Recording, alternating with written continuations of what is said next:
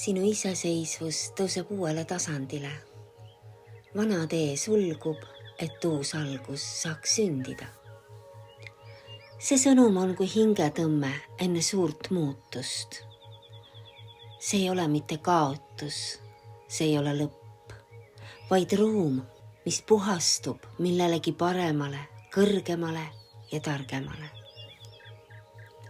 Müntide 9 on sinu tänane esmane sagedus.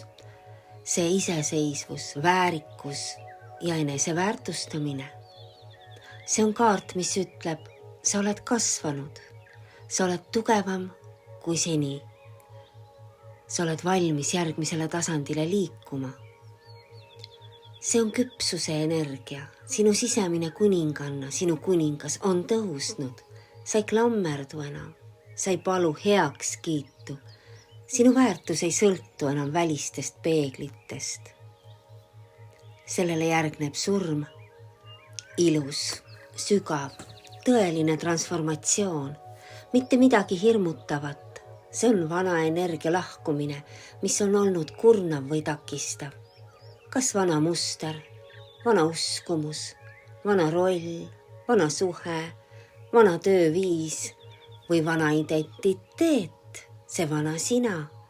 Surm ütleb, sa ei saa seda uut teed alustada vana energiaga. Ja see ongi ilus, sest midagi sinus juba tahab edasi liikuda, iseendaks saada, vabamalt hingata. Kohe selle järel ilmub müntide poiss, uue alguse praktiline kingitus. See ongi see uus tee, uus pakkumine, uus projekt, uus võimalus, uus oskus või täiesti uus identiteet, mis vajab kasvatamist. Ta ütleb, siit algab kasvamine, mis viib sind küllusesse. Tänane on väga puhas sõnum, enne kui uus saab kasvada, peab vana rahus maha jääma.